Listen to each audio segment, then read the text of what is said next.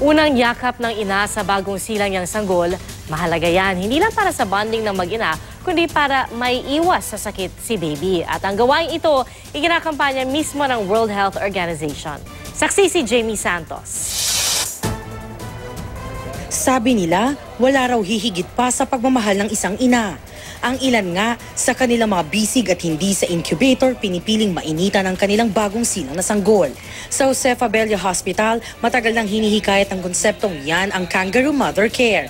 Kulang kasi ang mga pasilidad para sa premature babies, lalo na sa mga pampublikong ospital. Ngayon, modelo yan ng World Health Organization sa kanilang kampanyang Unang Yakap para sa mga bagong silang na sanggol. In Fabella Hospital, and the media saw firsthand many of the great practices that we're trying to export all over the region. And Fabella noted that they had seen a major reduction in neonatal sepsis cases and deaths, neonatal cases, NICU admissions and neonatal deaths. Epektibong paraan daw ang unang yakap ng ina para pagtibayin ang natural bond ng ina at sanggol at maayos ang kondisyon ng premature at may sakit na baby. When a baby is put in skin-to-skin contact with the mother, the baby it keeps warm. Cold is something that is dangerous and can lead to infection. So by keeping warm, that's one.